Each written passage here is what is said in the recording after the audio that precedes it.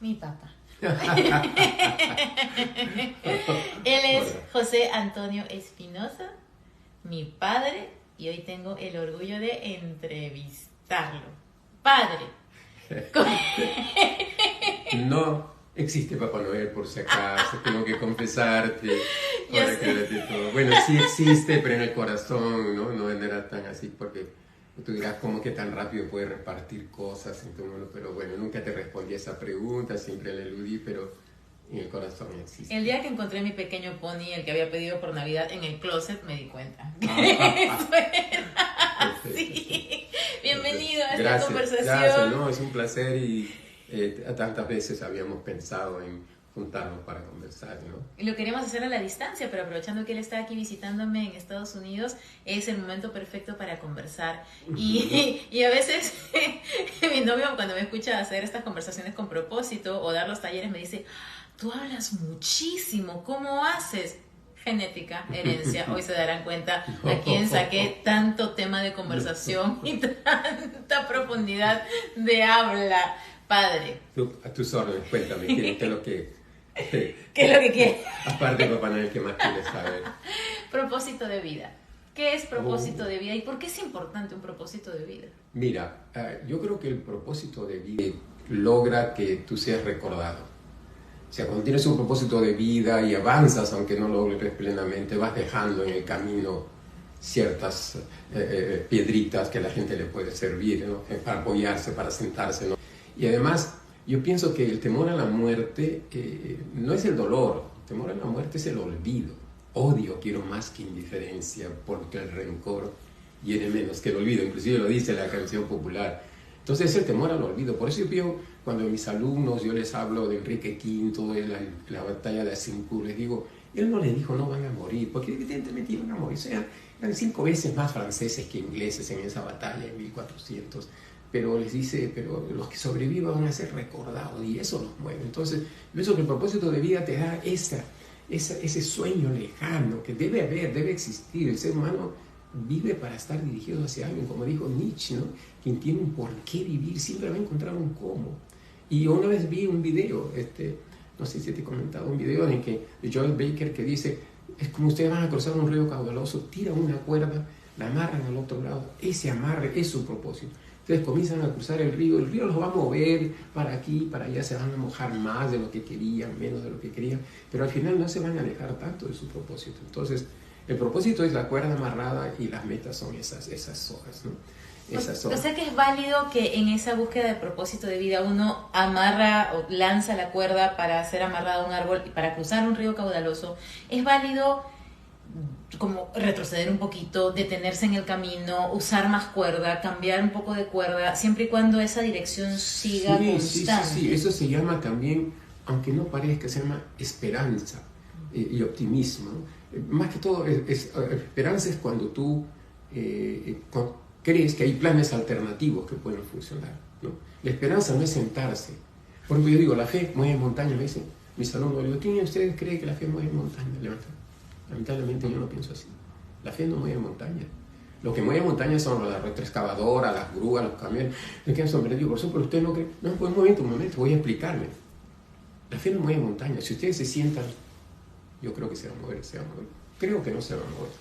Pero si ustedes dicen, no, voy a ir al banco porque tengo que conseguir dinero para alquilar estos equipos. Van al banco, presentan una propuesta, el banco se la rechaza. Ustedes tienen fe que lo pueden hacer. Le dice, por favor, dígame dónde me equivoqué, qué puedo hacer mejor. No, que a usted le falta eso, perfecto. ¿Dónde lo consigo? Voy, trabajo, estudio, preparo, me asesoro, presento otra vez. No, que no, le falta esto. Yo con fe voy a otro banco, voy mejorando y con fe, hasta que al final me lo aprueba. Y entonces con esa aprobado, alquilo la maquinaria y ahí la fe está moviendo la montaña. Pero la fe movió a la persona. Claro, y la persona a su vez movió los recursos para poder mover la montaña. Podríamos decir que la fe me dio el propósito y las metas lo fui construyendo para lograr ese propósito, ¿no? Y el propósito de vida lo que nos hace es de alguna forma inmortales, porque nos permite trascender más allá de este viaje temporal, material, que todos sabemos que vamos a abandonar esta puerta de embarque eventualmente. A no ser que den alguna ley, yo estoy con la esperanza que den alguna ley al respecto. De que algunos nos quedemos por acá. Sí. Pero lo bonito es que cuando seguimos hablando de personas que ya no están es porque tocaron nuestras vidas de alguna manera y a su vez esa persona hizo que más personas de un efecto multiplicador conocieran más de su mensaje, de su descubrimiento, de su contribución al mundo. Entonces, propósito de vida, legado, es inmortalidad. Es inmortalidad totalmente. Es lo que les dijo Enrique V a su tropa. Le dijo, cuando pasen los años, ustedes no serán olvidados. Y inclusive cuando estén ancianos podrán empinarse y decir, mostrar sus cicatrices. Y yo peleé en la batalla de San Crispín. Y él cumplió su promesa, porque si se mira un mapa del condado de Londres, se van a encontrar los nombres de los que combatieron. Westmoreland, Exeter, Bedford. Y esto no se les recuerda porque combatieron en esas batallas, ¿no? Claro, no uniremos a esas batallas, pero hay otras batallas humanas que son importantes. Por eso la enseñanza da esos beneficios. Cuando después de varios años te encuentras con un alumno y te dice un alumno, profesor, y yo estoy usando mucho, me sirvió lo que usted dijo. Uno dice, confieso que he vivido, como decía Neruda, confieso que he vivido y que quizás no muera tanto como quisiera, porque como le decía, si uno no es olvidado es como que nunca hubiera muerto, ¿no? Y a mí por eso, como en mi caso, mi decisión fue no ser mamá, como muchos de ustedes saben, y muchos de ustedes me dicen, no, pero de alguna forma, de muchas formas, yo tengo un montón de seres que su vida ha sido tocada por lo que yo buenamente he podido compartir a través de este espacio. Y eso es lo bonito, que tú me decías de chiquita, estoy parafraseando, tú me corregirás, que el hombre debería plantar un árbol, escribir un libro y tener un hijo. Yo el árbol todavía lo puedo plantar, creo que no he plantado ninguno todavía, el libro todavía lo puedo escribir, pero hijos yo siento que son todos los miembros de esta comunidad. ¿Qué piensas de esa frase ahora, así con la mirada de los años? Pienso que es como tú mencionas, puede ser ampliada e inclusive ser mucho más impactante en la vida, como que escribir un libro significa tener ideas, comentar ideas, usar el pensamiento crítico, contarle a alguien lo que leíste, que alguien te diga qué cosa leyó. Entonces, puedes no escribir el libro, pero sí recomendarlo. Yo digo, si no eres la antorcha que da luz, por lo menos el espejo que la refleje.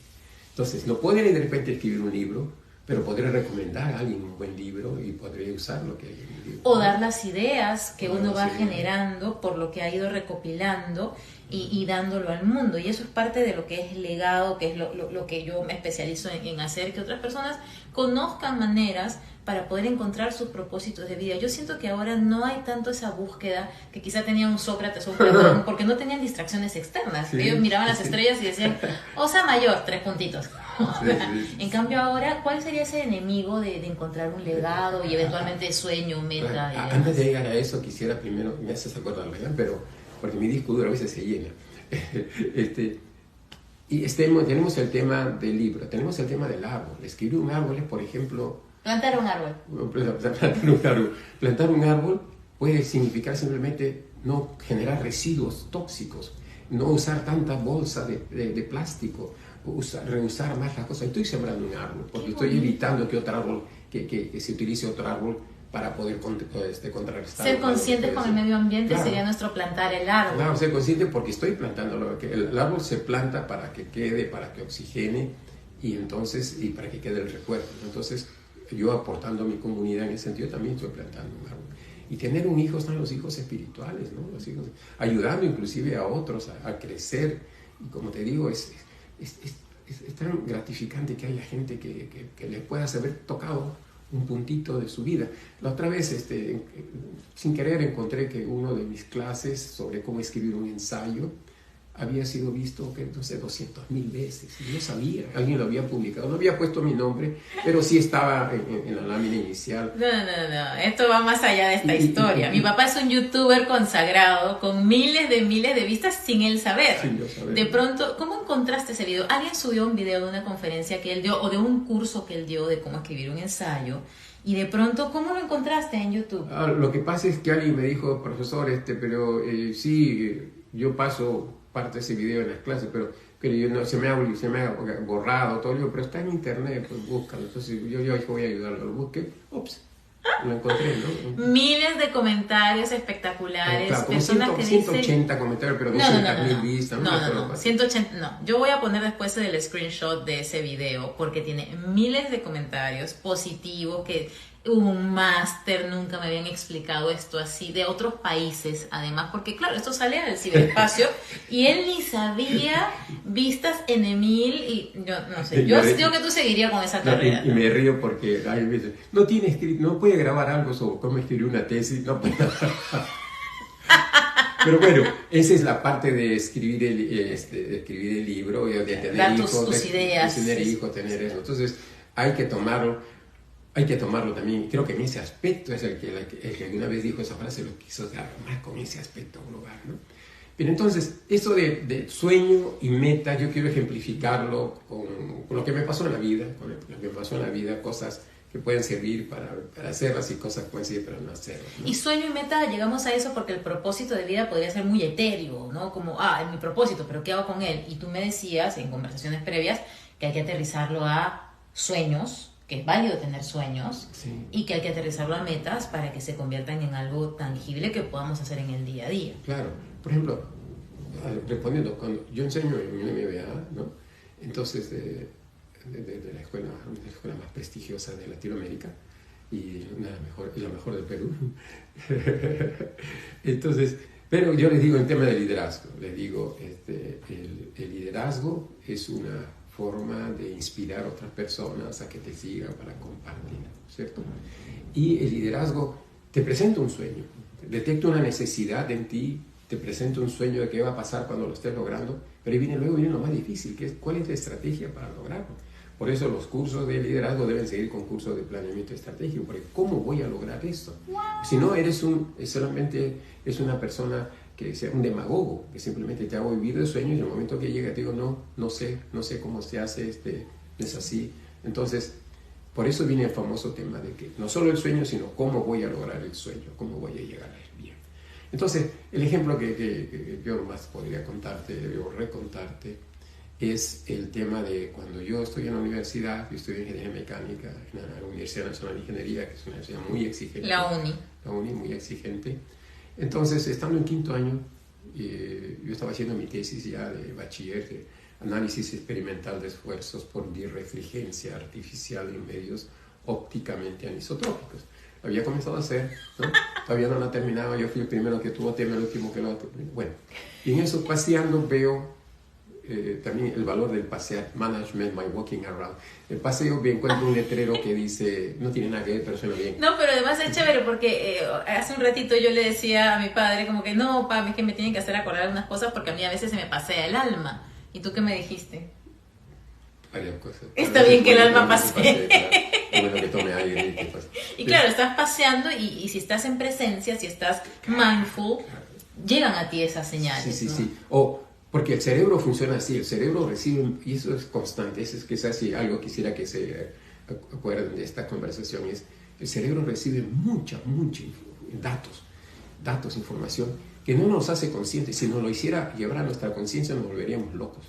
Por todo el sonido que está ocurriendo ahora, las luces, lo que a la izquierda hay una ventana, al fondo hay un espejo. No, pero el cerebro te va diciendo, mira esto de acá, nos dosifica para no saturarnos, ¿no? Entonces, pero ¿qué cosa es lo que busca el cerebro?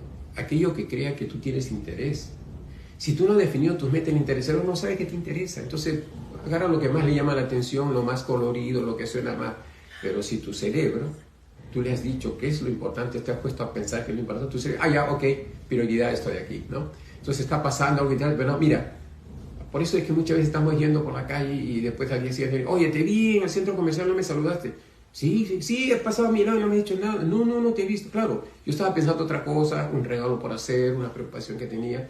No estaba en ese momento pensando en mis amistades, ¿no? Por eso es que mi cerebro lo quitó, me evitó ese tipo de cosas. Y lo contrario también ocurre, que estás pensando mucho en algo y de pronto, justamente qué casualidad, te aparece esa oportunidad, qué suerte. Te aparece esa persona, qué suerte, y es el sistema de activación reticular, es una característica de nuestro cerebro que de alguna forma se comporta como un Google. Tú le dices qué buscar y te lo va a presentar sin evaluar. Claro, yo lo estaba viendo desde el punto de vista pasivo, todo lo que recibe lo va filtrando. Tú dices que inclusive, lógicamente, también hay una búsqueda activa de lo que sí, intencionalmente lo colocas, que es lo que hacemos con el tablero de sueños, por ejemplo. Tú pones los elementos que tú quieres tener en tu vida y el sistema de activación reticular, por su naturaleza, hace que seas más receptivo a esas oportunidades que están afuera como tú, caminando por la universidad, que fue lo que... Y un aviso que decía, estamos hablando de los años 70, o sea, usted no había nacido, siglo pasado. Y entonces decía, la universidad ha comprado un supercomputador de 32.000 bytes de memoria, 32K de memoria, lo que como cualquier foto mal tomada tiene ese paso. Esa era la memoria 32K era la supercomputadora. La memoria principal, ¿verdad? Y entonces va a seleccionar a 40 personas, entre alumnos y profesores de toda la universidad, ¿no? Tiene en miles de alumnos. Va a seleccionarlos para enviarlos a la IBM a que se capaciten. Está interesante, dije. Yo lo único que había escuchado de IBM es que en Maxwell Smart, en la Gente 86, había un robot que se llamaba Jaime. Claro. Y cuando él le preguntan, Jaime, ¿qué quieres ser tú? Yo quisiera trabajar en la IBM. No. Entonces de ahí me acordaba de la IBM. IBM. Entonces, bueno. Entonces... Primicia dije, para mí. Sí, dije, bueno, ¿qué horas son? Hasta las 6, decía, son las 4. Yo tengo tiempo, fui al laboratorio de máquinas eléctricas. Está en mi facultad, pero nunca había ido por ahí. Busqué, toqué la puerta, tum, tum, tum, tum, tum. Sí. Abrí el mensajero, ¿no? El encargado de guardar, de permitir entrar o no gente. O sea, no el encargado de No, que tú ni tenías siquiera, que preguntar, nada. ni Era nada. la persona del menor nivel jerárquico ahí. Entonces me dice, yo le digo, por favor, venía por la visa. No, ya no sé. Digo, pero ahí decía a las 6 o las 4, pero ya hay mucha gente ya. Y es algo que no se debe hacer, porque yo estaba en mi derecho, yo debía haber pedido de buena manera, pero ok. Entonces me puse a mirar nomás las máquinas, así, ¿no? Te quedaste. Me quedé alrededor mirando pues todas las máquinas, diciendo, bueno, pues qué se va a hacer. Y en eso siento un tropel que viene. Viene un alumno alto, son muy fuerte, porque después sería un gran amigo mío, hasta ahora es un gran amigo mío, vive en Canadá. Y él entonces con un grupo de gente, tocan la puerta también, yo me quedo mirando, ¿no? Allí atrásito. Abren, sí, que decía que venimos a inscribir, no, que ya está lleno. ¿Qué? Ya no puedo empujar la puerta y se metieron. Yo me metí también detrás y me inscribí también. Bueno, entonces, cuando uno cree que ahí está en su derecho, uno tiene que exigir, pedir de buena manera su derecho, ¿no? No esperar que las cosas ocurran. No, yo soy bueno, ya me avisarán, ya me pedirán, no. Yo veo una mesa en la hora del almuerzo en el trabajo, donde sea, veo que hay gente importante, digamos, importante en el sentido de mi carrera que puede impactar, y hay un sitio, yo me puedo sentar con ellos. El networking. Claro, no, ¿y cómo eres? No, es que yo quiero hacer networking y además quiero contarles que tengo ideas y que tengo expectativas. Mientras no esté violando ningún valor, mientras no esté quitando la oportunidad a otra persona y mientras yo esté haciendo algo que es justo, que es bueno para la organización y para mí, perfecto, ¿no? Entonces me acerco y voy al almuerzo con ellos y les pido y les podría conversar. ¿Y por qué sientes que en esa época no tenías esa forma de hacerlo? ¿Por qué no le dijiste al mensajero tú también? Ya. Permiso, yo paso ahora, y... Lo que pasa es lo siguiente, mi entorno familiar, con buena voluntad, porque también es cierto, con buena voluntad me había dicho, siempre prepárate para lo peor. Y esa es otra lección, la segunda que quisiera que lo note. Me dijeron, si tú vas a buscar un trabajo, piensa que no te lo van a dar. ¿Pero por qué decir? Porque si no te lo dan, ya estás preparado, ya no sufres. Mientras que si te lo dan, tienes alegría. O sea, me preparaban para no sufrir.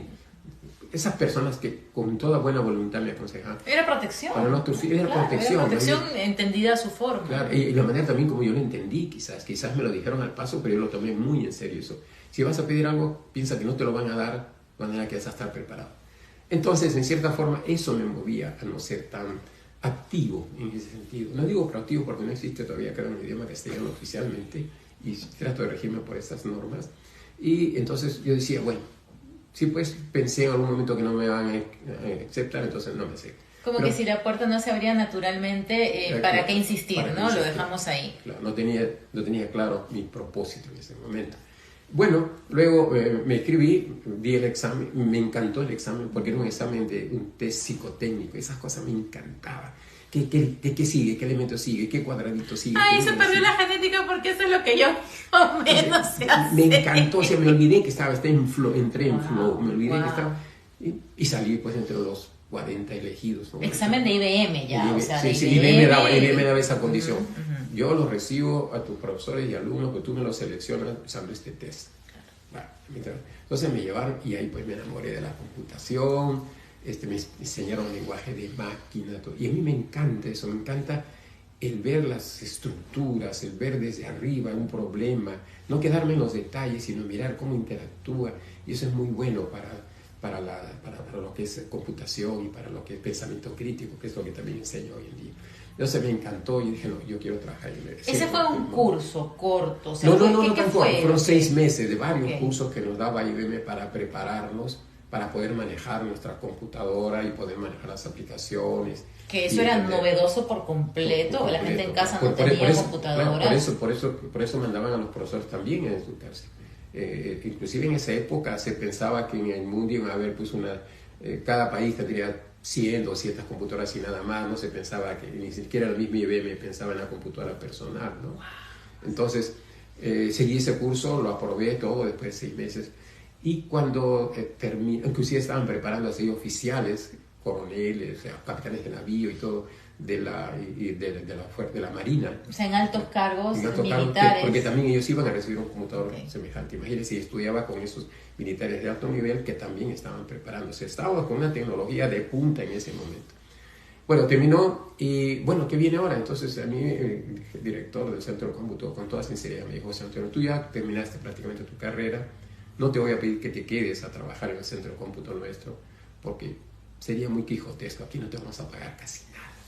Entonces yo te digo, búscate, trabaja y con todo lo que has aprendido ahora, que igual nos va a ayudar eso. Y los que están en años menores, inferiores, sí van a seguir. Ok, me dio esa libertad. Entonces dije, yo quiero traer la IBM. Entonces, justo yo me había enterado, estando en los estudios de IBM, que iban a convocaron para tomar como empleado para la IBM.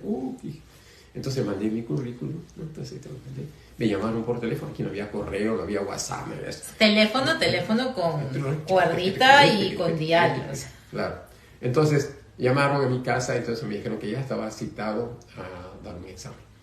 Entonces dije, bueno, fui a dar el examen entusiasta. Y, oh sorpresa, me tocó el mismo examen que ya yo había dado en la uni para ser escogido para ir a estudiar a la IBM. Era el mismo examen que yo había dado, creo yo, brillantemente, pero no fui yo.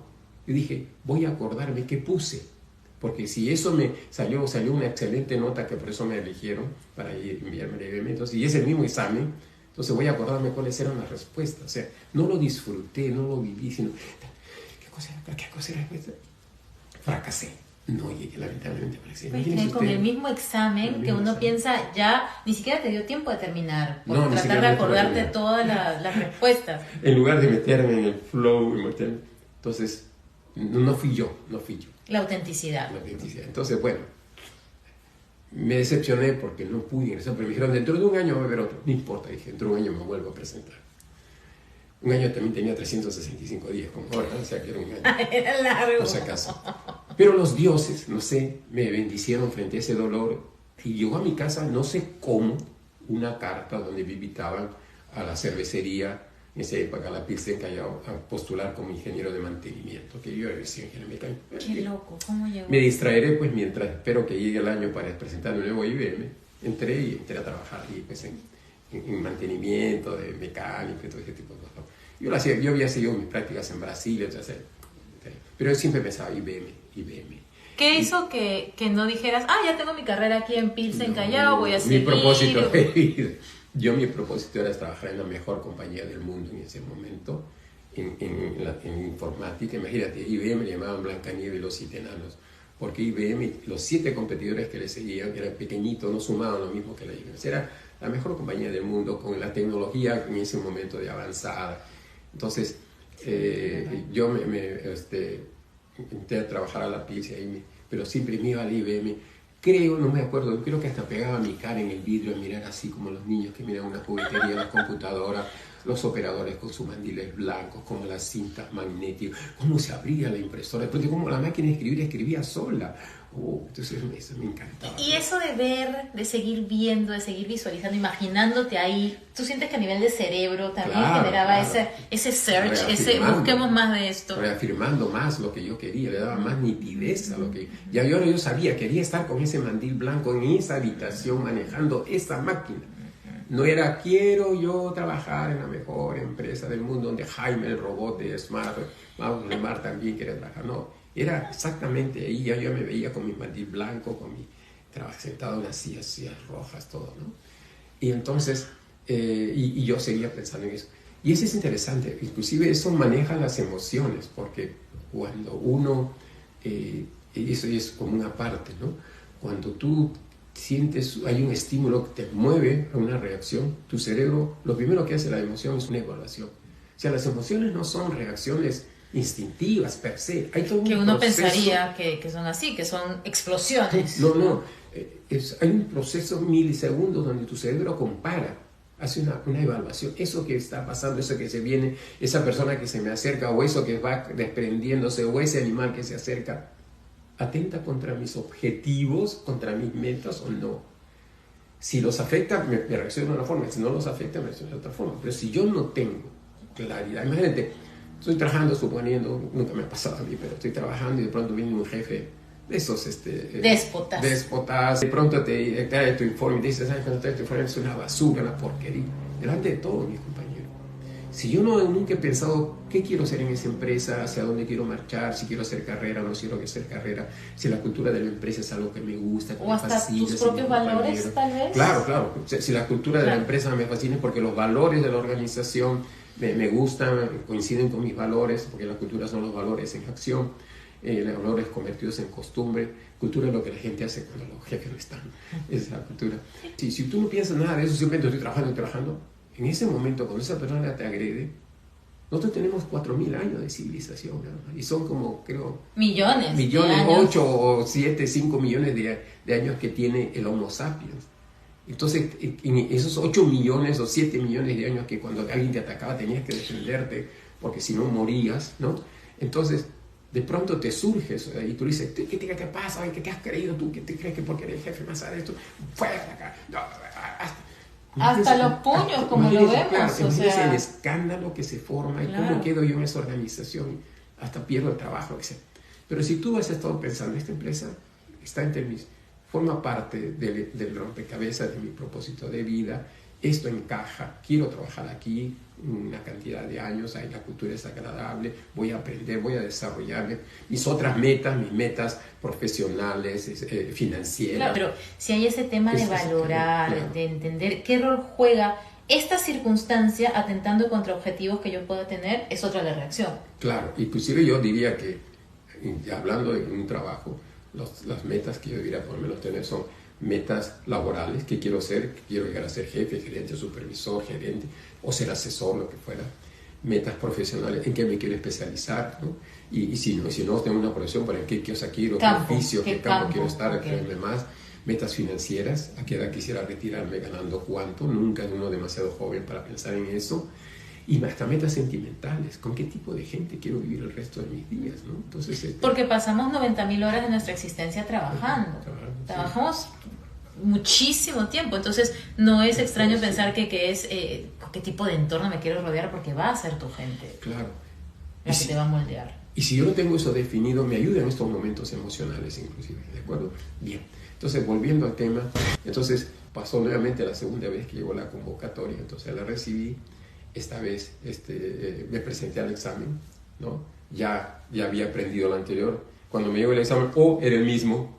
Claro, no me acordaba de memoria, pero era el mismo. Claro, ya entonces, no era ese impacto de, esto es nuevo, no, era el mismo que habías fallado la vez anterior por tratarte de acordar la otra vez que sí que había ido exitosamente. Correcto. Entonces esta vez sí me metí nuevamente en flow y lo hice, me divertí, lo hice, aprobé. Pasé el examen, llegué al examen de inglés, también lo pasé. Mi inglés no es bueno en la pronunciación, pero sí leo muy bien.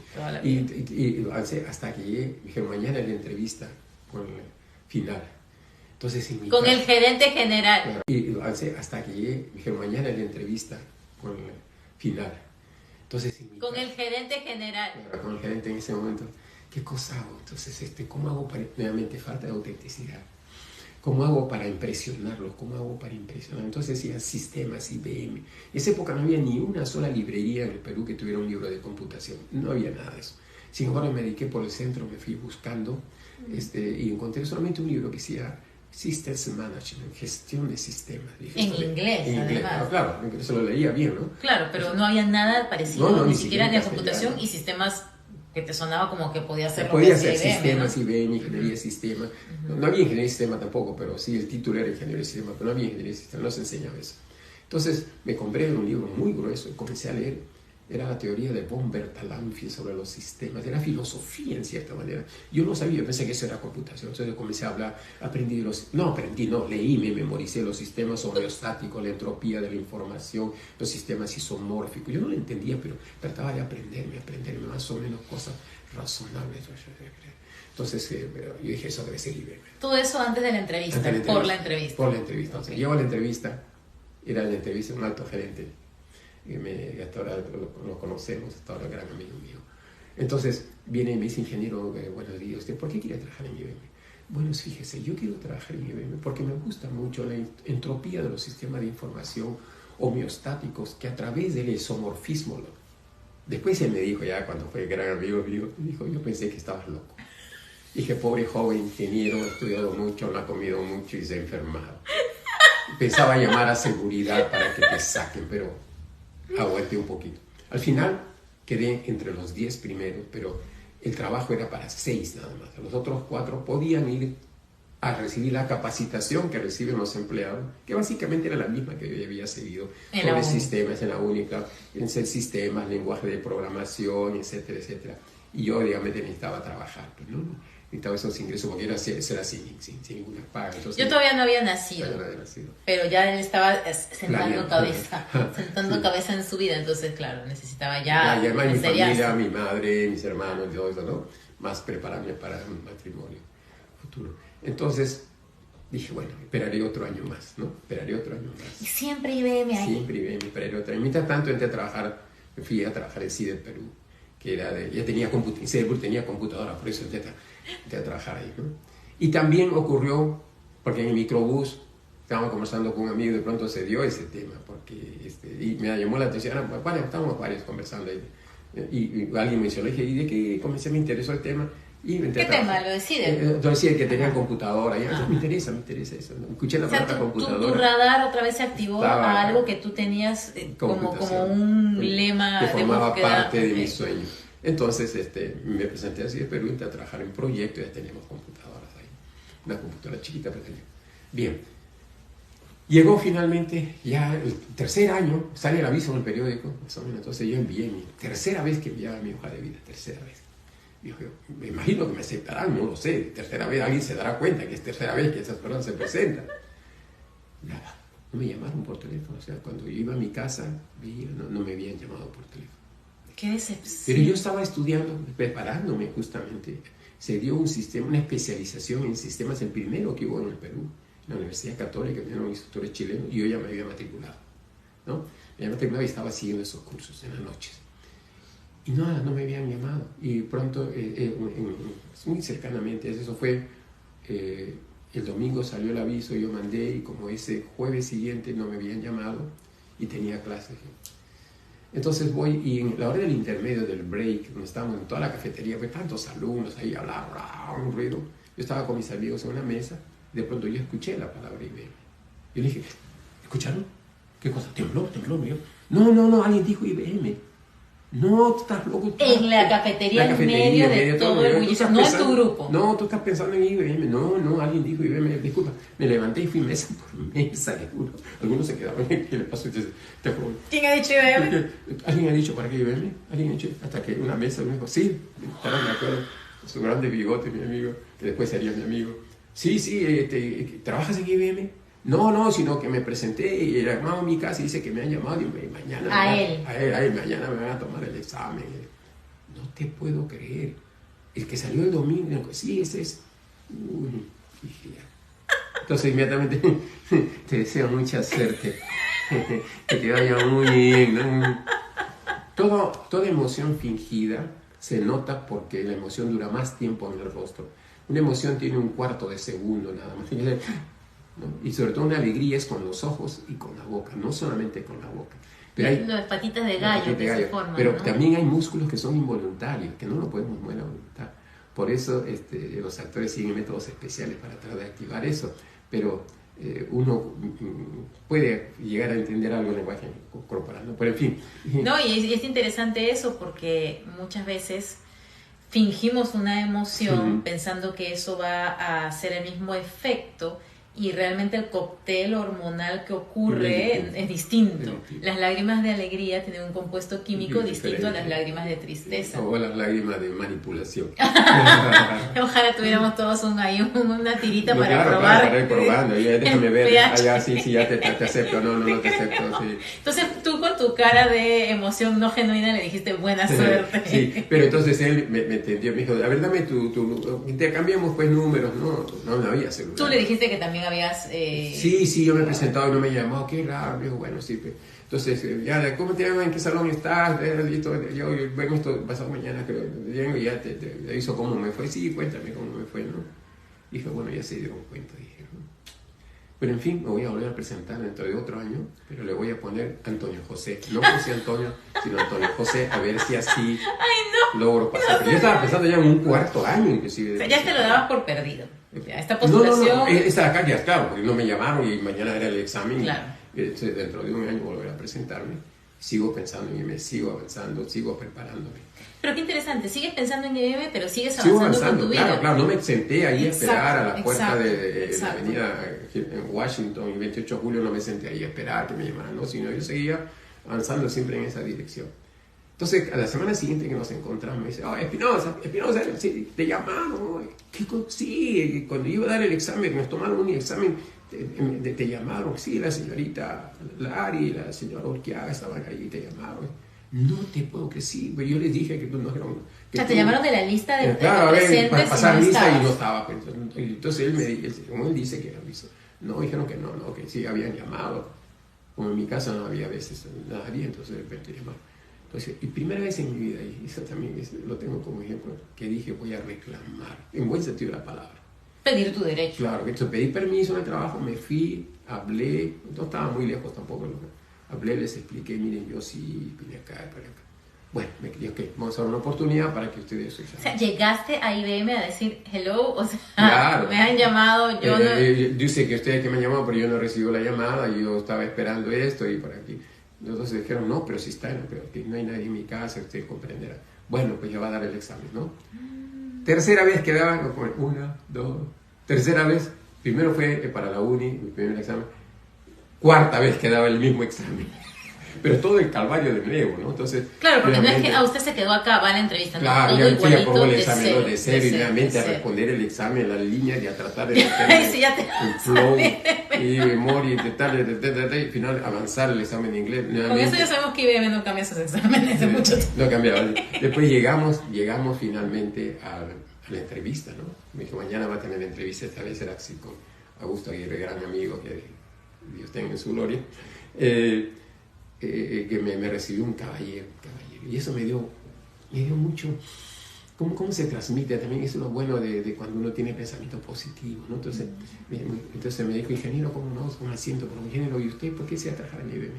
Yo ya no cometí el error anterior de hablar de los sistemas, entonces le dije, me interesa trabajar en IBM porque me interesa trabajar en los problemas de los clientes, en sus trabajos de planillas, de pago a trabajadores, logística, los inventarios, llevar la contabilidad, resolver problemas del cliente, hacerlos míos y aprender de ello y poder transmitir a los clientes esa sensación de que tienen mayores oportunidades de negocio. Te oiga, muy bien, dije, y me dio su reacción fue tan buena que me dije, ¿sabe qué, ingeniero? Le voy a decir una cosa, esta es tercera vez que me presento.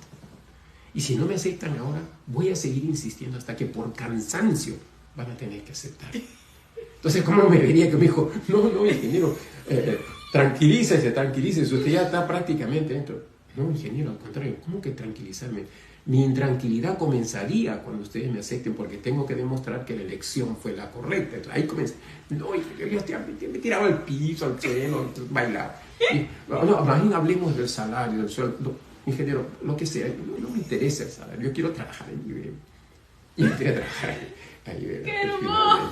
Y fueron 30 años de vida, ya que me retiré a los 30 años. O sea, fue la empresa que yo vi como segunda casa de alguna forma, porque una empresa A1 que las fiestas de Navidad, que era lo que yo recordaba como niña, eran espectaculares, teníamos los regalos hermosos dados por la empresa, tú viajaste por muchísimos países gracias a IBM. Imagínate si esa primera vez ese sueño hubiera no tenido esa fortaleza y dijeras, no, ya, aquí lo dejamos, no doy con esto. porque uno no sabe las puertas que abre cuando toma decisiones. No hay forma de mirar tan anticipadamente todo lo que va a pasar, pero tú tenías muy clara esa dirección, esa cuerda amarrada al árbol. Y era algo bueno, era algo Exacto. que buscaba. Te iba a dar una vida bonita. Exigente y iba conmigo, con mi forma, digamos, de ser. Y parece curioso cuando yo pienso, ¿por qué me gustaba todo lo que es? Y me gusta todo lo que es ver el problema desde arriba, que es computación. Cuando uno ve un problema de negocios, hoy en día que hay la transformación digital y todo, que yo le llamo deformación digital, porque piensan que solamente es poner chatbox, inteligencia artificial, y pues se acabó. No, se trata de entender los problemas de la empresa y resolverlos usando la tecnología, pero primero ver los problemas de la empresa, las personas. Yo tuve esa suerte, yo tuve preparación en tecnología dentro de IBM. O sea, ¿cómo fue mi crecimiento dentro de IBM? Primero estuve en tecnología, todo lo que era, me prepararon en consultoría en sistemas de información, pero después con el tiempo yo me di cuenta que el problema no eran los hardware y software de las empresas, el problema eran los procesos. Si uno no entiende los procesos, cómo fluye la información, quién lo necesita, cómo lo necesita, la informática no va a hacer nada. Entonces, y eso es lo bonito de esta empresa, y yo me reafirmaba que mi propósito había sido bueno, era que quiero cambiarme a consultoría en procesos. Perfecto, otra división, capacitación en Atlanta, capacitación en Los Ángeles. Me acuerdo cuando cambiaste a consultoría que yo decía, ¿qué tiene que ver eso con computación? Que es lo que mi papá, yo chiquita, ¿no? Lo que mi papá hace en IBM es las computadoras. ¿Qué tiene que ver la consultoría de clientes? Y entonces te dedicabas a industrias tan distintas como, no sé, la petrolera, la minera. Finanza. O sea, ¿qué tiene que ver? Y claro, tuviste toda una preparación aparte, casi nueva, toda para entrar en ese otro mundo de solucionar problemas y entender procesos. Porque en el fondo era lo mismo, pero a nivel de empresa, entender la empresa. La programación era entender un problema y tratar de resolverlo de una manera tal que sea eficiente, que si se presentan variantes, no tenga que cambiarse mucho, que no sea una colcha de retazos, sino algo integrado como que lo habías previsto, ¿no? Entonces, ahora era ya a nivel de la empresa total, ver el problema global de la empresa. El problema podía ser que no se resolviera con computadoras o que cumplieran un rol muy pequeño. El problema de la empresa es el modelo de negocio, los procesos, ¿no? Y entonces, en esa época estaba de moda la ingeniería de procesos, todo. Entonces pedí mi cambio y como dio capacitación en Atlanta, en Los Ángeles, en Río. Ahí no aprendí mucho, pero aprendí a bailar samba. Mi papá tiene toda una historia de viajes a Brasil desde muy temprano en su carrera, entonces por eso cada vez que hablamos de ese tema nos reímos internamente. E eu falo muito português, eu acho que é uma língua muito importante, né? Então, y luego pasé a todo el tema, y con el tiempo me di cuenta de otra cosa. Un proyecto, todos han oído hablar del SWIFT, ¿no? El SWIFT es un sistema bancario para, sí, claro, para transacciones, o sea, para transferencias. Que hoy en día la gente, así. En esa época, cuando se hizo el SWIFT, no existía el Internet. La conexión era por línea telefónica y no había el concepto de Internet. Era una red, un internetcito privado entre bancos. Y uno del primer sistema que se iba a implantar en el Perú me lo encargaron a mí. Entonces, yo estaba pues, en el tema de procesos, yo conocía tecnología, era consultor de empresas. Entonces, era un banco mediano que iba a implantarlo por primera vez. Ya no existe ahora, yo no tengo la culpa. No pasó nada ya no existe. Y entonces, primero me preparé y vi cómo era la empresa, qué era su problema, y detecté inclusive una persona, voy a poner un nombre X, la persona X, voy a decir, la persona X era la persona clave porque era la persona que estaba a cargo de todo el proceso de transacciones internacionales. Y yo veía cómo la gente le pedía a los oficiales de crédito, los asesores de clientes, mire, voy a decirle un nombre, señora Rosita, voy a ponerle, no se llamaba así, pero señora Rosita, por favor, mire, mi cliente, no tengo tiempo, ¿verdad? La veía abrumada por todo, hasta que agarraba todos los pedidos, iba a su oficina que era de vidrio, abría, entraba, cerraba, abría un cajoncito con llaves, sacaba un librito y se iba al Telex y comenzaba a hacer una serie de pases mágicos y ¡boom! Entonces cuando salía, la gente, gracias señora Rosita, gracias. Dije, esta es la persona más apropiada, porque esto... Y el gerente mismo me dijo, aquí la gente le hace más regalos a ella en su cumpleaños que a mí. De ella no se olvida ni mi cumpleaños, se olvida. Claro, era como el embudo, pero al mismo tiempo la enabler, la facilitadora, que todo corriera. Entonces esta persona debo tenerla para el proyecto. Entonces hablé con ella, le expliqué, mire, señor Orista, usted ya no va a necesitar estar haciendo, pero van a ver 3 pantallas. ¿Qué son las pantallas? Son como unos televisores verdes que van a estar, y tiene su teclado y tal. Entonces van a poder ingresar a las consultas, usted va a tener que simplemente ver, como ya se le va a aliviar el trabajo. Me acuerdo que me dijo mucho esta frase, se me apareció la Virgen, dice, porque era su expresión para decir al fin, algo así. Y comenzamos a trabajar un proyecto que era de 4 meses, ¿no? Hicimos el plan. Al primer mes avanzamos, porque yo tenía que dejar trabajos para las noches, porque en el día no se podía pagar el computador. Ellos no tenían ese tipo de procesos en línea, ¿no? Todo era dejar, llevar su libreta, hacer lo que sea.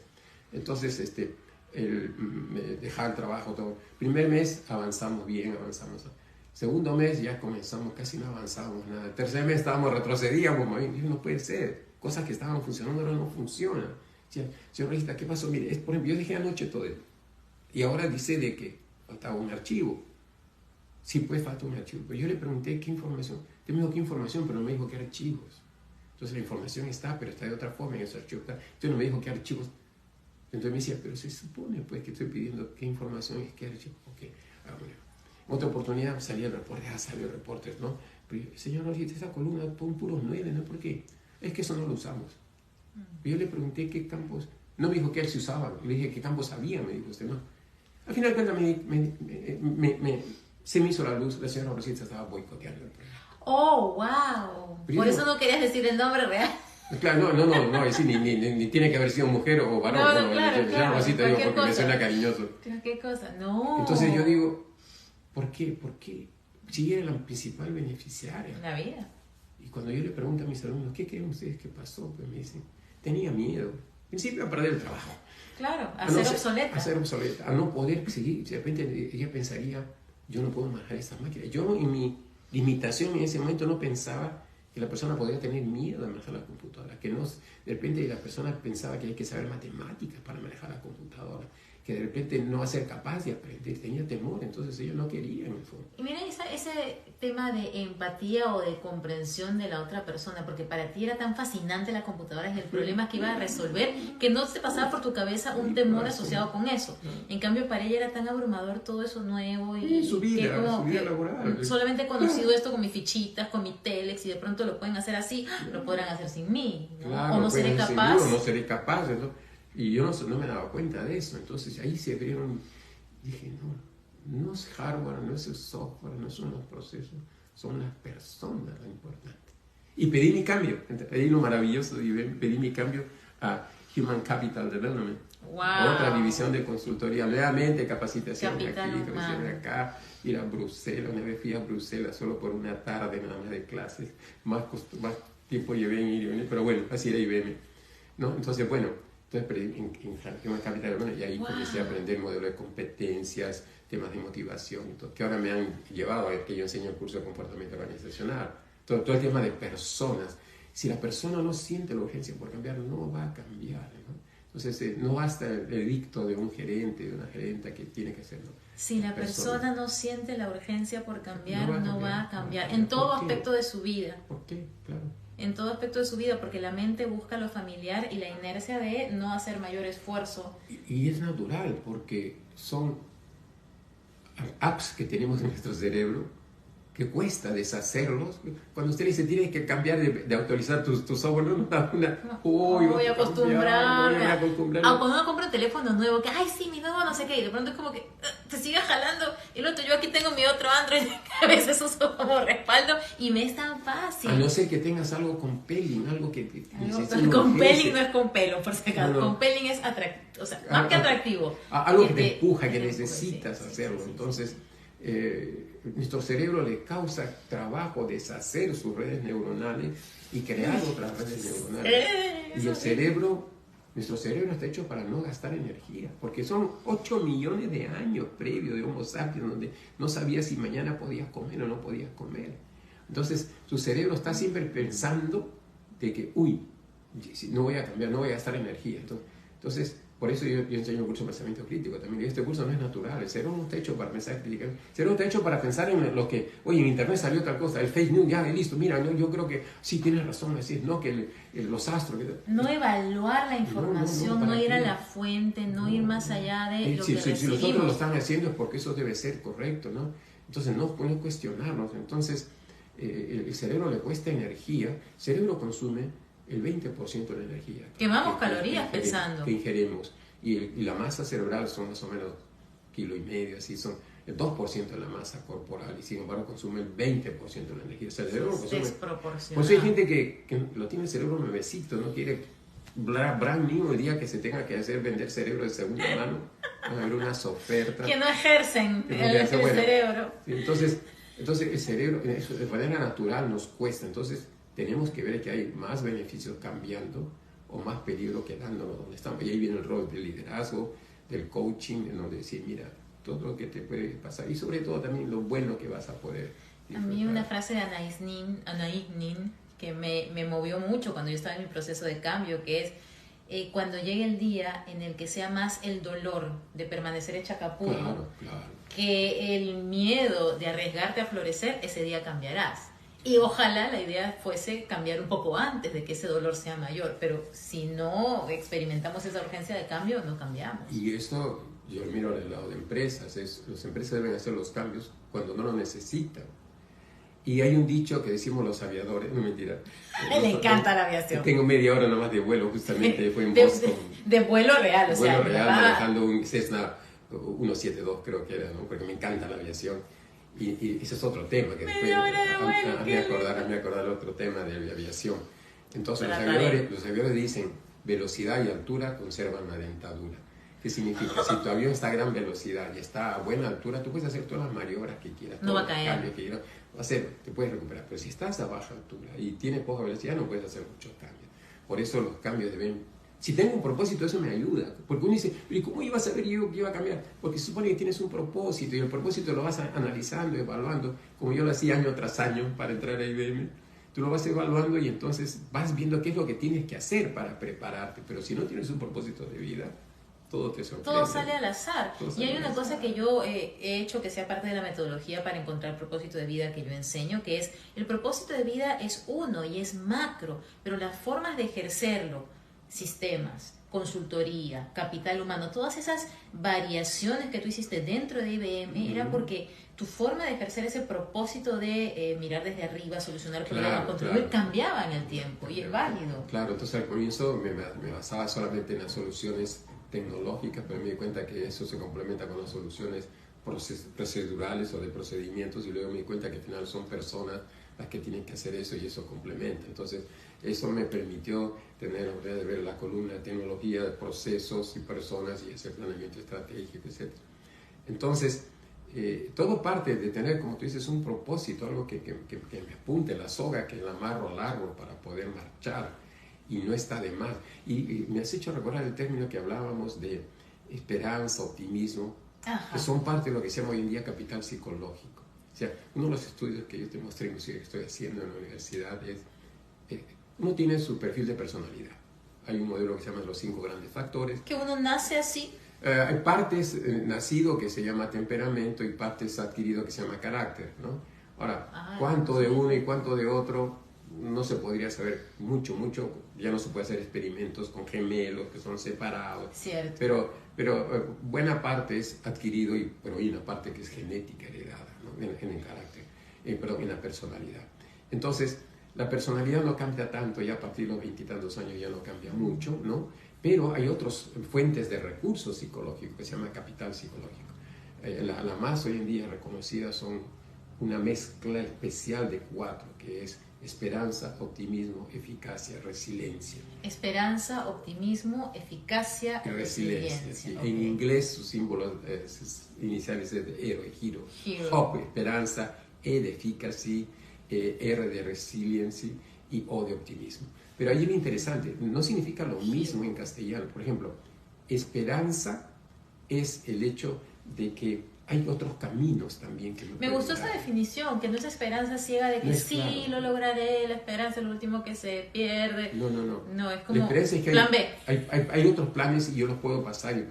Y optimismo es bien interesante. Por ejemplo, lo muestro te doy con un ejemplo. Supongamos que yo tengo que escribir un reporte gerencial y no me sale el reporte. El pesimista dice, no sé escribir reportes gerenciales. Mientras que el optimista dice, no sé cómo presentar gráficamente esta información. O sea, se fija en lo que está fallando, no da por perdido todo, no contamina el pozo totalmente, sino se va a específicamente qué es lo que me está fallando. O sea, no dice, yo soy mala con los números, sino esta operación claro, no la sé hacer. Si ecuaciones lineales, sistema de ecuaciones lineales no lo manejo bien, o no entiendo bien cómo es cómo se hace una regla de 3, ¿no entiendo? Pero no es que se va a lo específico del asunto que no está logrando. Ese es optimismo, es decir, no, yo lo puedo hacer. Y si lo llevamos un poquito, y brevemente, ¿no? Haciendo un paréntesis aprovechando la presencia, y si lo llevamos al tema de relaciones, ya sea románticas o de familia, decir, no, es que yo soy mala con los hombres, por decir, yo no tengo suerte con los hombres, versus esta relación no funcionó. O es que esa persona, no, toda la familia siempre me busca por interés, versus esta prima me busca siempre que tiene algo que pedirme. ¿Se podría extrapolar un optimismo a eso también? Sí, en el sentido de no contaminar el pozo. No echar todo el veneno. Que es una falacia también, se llama no contaminar el pozo. Es cuando yo digo, no, esta persona dice lo mismo que este grupo, entonces pertenece a ese grupo. Pero bueno, claro, no contaminar el pozo es específicamente qué es lo que no está haciendo. Es lo que es una esencia del coaching, ¿no? El coaching te dice, ¿cuál es tu objetivo? ¿No? Con las famosas iniciales G-R-O-W, G es goal, meta. Bueno, ¿qué es lo que no está fallando? No sabes hacer el reporte, no quieres hacer el reporte, no tienes tiempo para hacer el reporte. ¿Qué es lo que realmente? Fija bien tu objetivo. ¿Qué es lo que te está pasando? Claro, entonces una vez que tú fijas el objetivo, ya amarraste, pues, ya te agarraste bien de un nudito de la cuerda para avanzar, porque la cuerda está amarrada al gran árbol, que es el propósito. Claro. Pero si eso lo llevamos a micro, es ya amarraste tu cuerda ahí también. Entonces, eso es lo que tú tratas de resolver, no es que todo me está fallando, todo, ¿no? Hay una teoría que dice que el medio nos demanda ciertos recursos psicológicos y nosotros tenemos recursos que por personalidad o que vamos construyendo, ¿no? Pero el estrés, la depresión, esos caminos vienen cuando esas demandas son mayores de lo que tú crees tener en recursos. Wow, o sea que se pueden aliviar aumentando esos recursos. Los recursos o disminuyendo las demandas, pero aumentando los recursos. Por eso los estudios que se están haciendo es cómo las organizaciones pueden preocuparse no solamente de los aspectos físicos externos de las personas, sino también de sus recursos psicológicos. De ahí viene también la seguridad psicológica, permitir que las personas puedan opinar en un trabajo, que no tengan el temor a que van a ser perjudicados por dar su opinión, ¿no? Entonces, eso va ayudando a desarrollar capital psicológico. Por ejemplo, que se permitan expresar emociones en el trabajo, bajo ciertas normas, ¿cierto? Que en la mesa de discusiones haya su cajita de papel, de tisú. Inclusive en donde yo trabajo, en el centro, tenemos una sala pequeña, oscura, donde yo puedo pedir, ¿sabes qué? Dame la media horita. Voy, uno en oscuridad, se echa, se tapa, si quiere duerme, si quiere medita, si quiere llora. Si quieres llora, okay. Entonces, eso es lo que se llama el liderazgo compasivo hoy en día.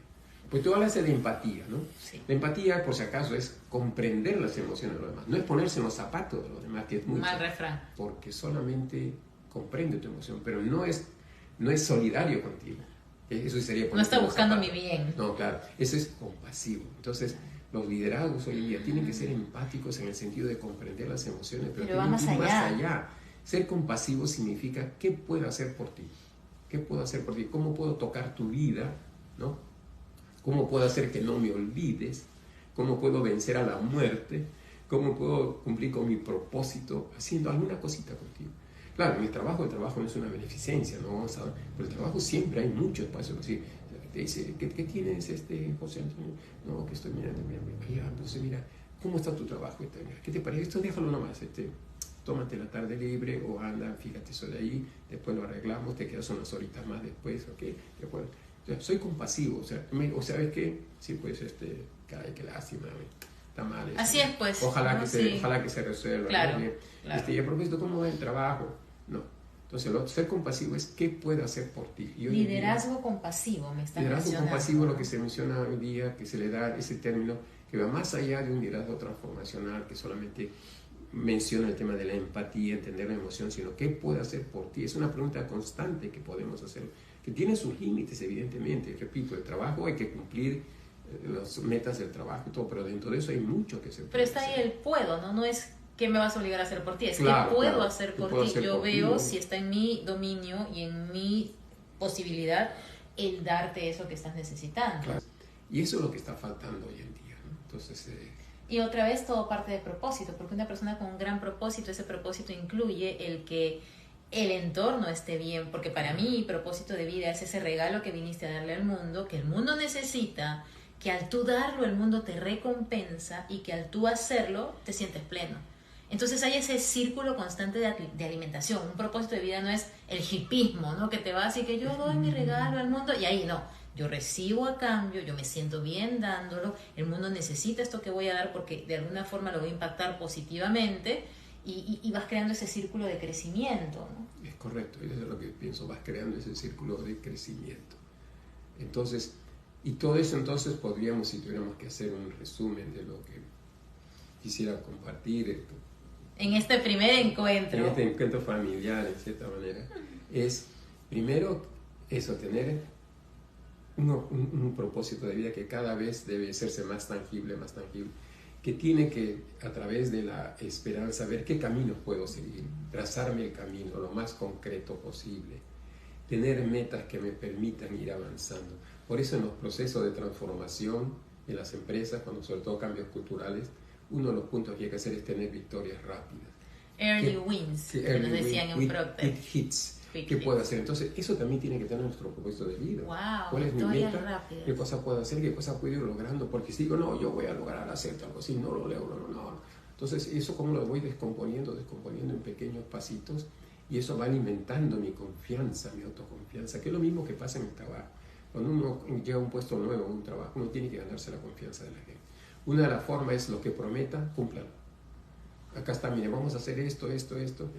Al cabo de 15 días, mire, nuevamente acá le presenté esta lámina, recuerden, bueno, esto lo hemos hecho, esto. Entonces la gente va a ver que eso lo dice y lo hace. Entonces, y cumplírtelo a ti mismo también es un gran ejemplo porque la mente necesita evidencia. Si tú te prometes cosas, me despierto a tal hora, voy a hacer tal cosa, voy a terminar tal otro, y la mente ve que te mientes, y a la quinta vez no te cree. Sí, y te hace más fácil ese camino de no seguir avanzando hacia tus metas, de todo. Y caes en el pesimismo, no, yo no caes creo. En, claro, yo no caes creo, en no. eso. Y ya no pierdes la esperanza, no hay yo soy así.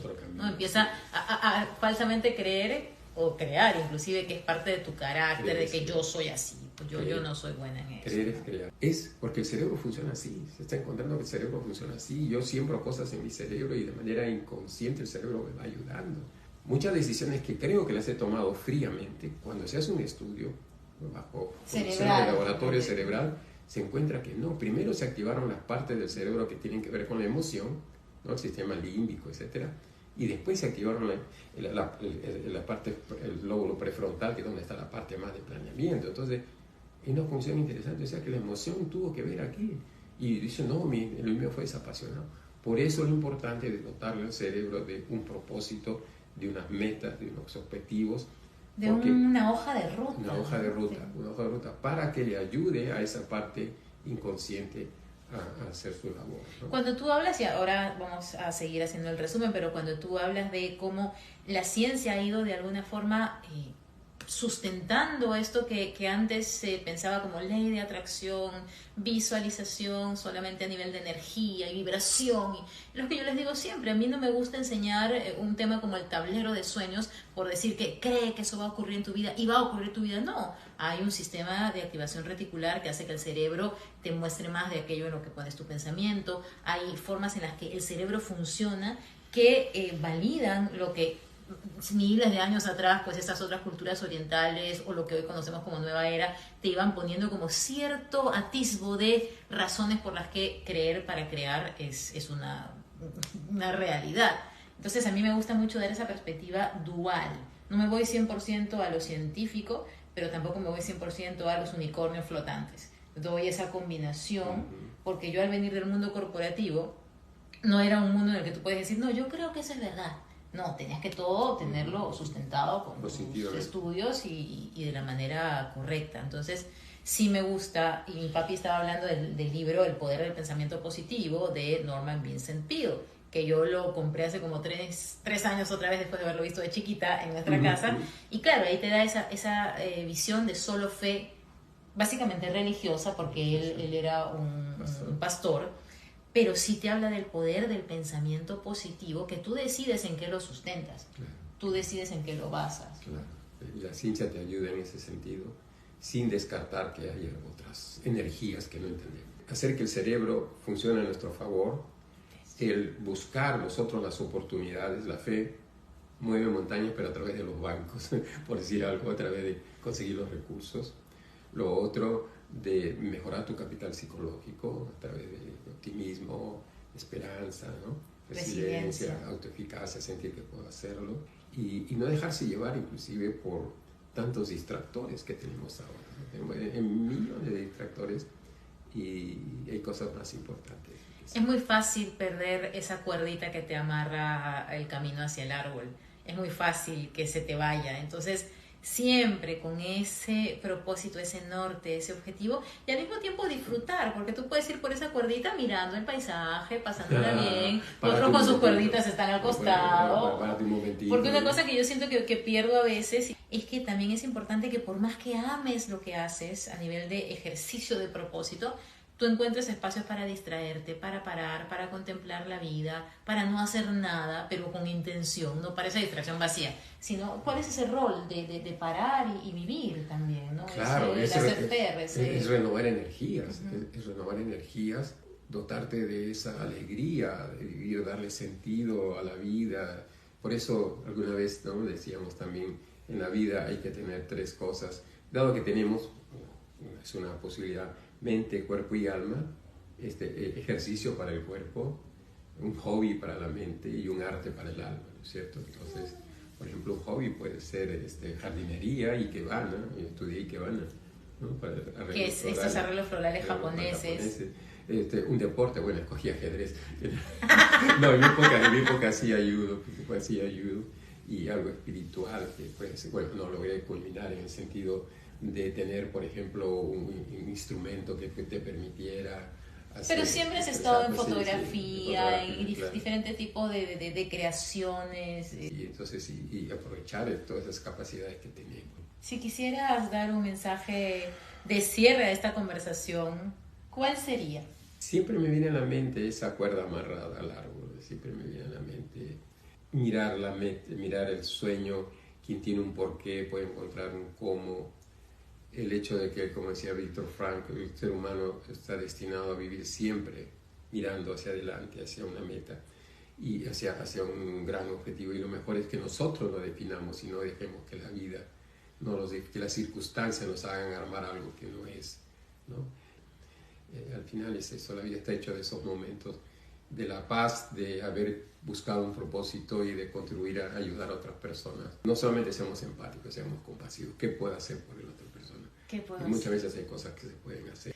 Y para cerrar, papi, esta conversación, tú siempre me decías de chiquita, en el mundo real del espíritu solo hay encuentros y nunca despedidas, esta frase de Khalil Gibran. Y yo decía, no, yo no quiero el mundo real del espíritu. Y mi esposa también, cada vez que yo digo, no, yo nunca me voy, siempre estoy a tu lado. No me digas eso, ya que me lo has dicho tanto, nunca me voy. Claro, es el estar materialmente versus el estar espiritualmente, pero ¿eso qué significa para ti?